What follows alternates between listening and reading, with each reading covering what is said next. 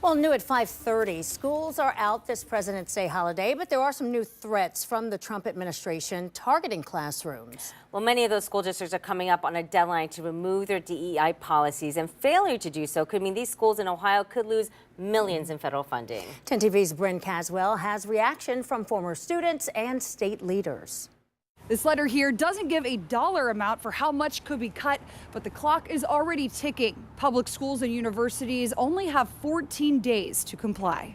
In this letter sent Friday, it states the U.S. Department of Education will no longer tolerate overt and covert racial discrimination. Reading in part, quote, "The law is clear. Treating students differently on a basis of race to achieve nebulous goals such as diversity, racial balancing, social justice, or equality is illegal."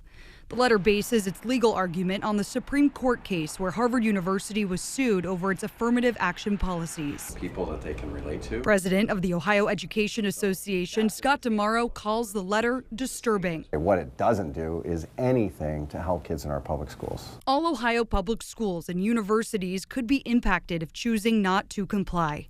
A spokesperson with The Ohio State University tells me it's currently reviewing the letter. OSU graduate Taito Yang wants DEI programs to stay. I don't think any school in Ohio is as diverse as Ohio State. That's like one thing I'm most proud of. This afternoon, anti-Trump protesters gathered at the State House. Anti-Doge signs filled the picket line. Come in and just start slicing and cutting doesn't make sense at all, and it's very dangerous to do. The letter continues to say, quote, "Under any banner, discrimination on the basis of race, color, or national origin is, has been, and will continue to be illegal."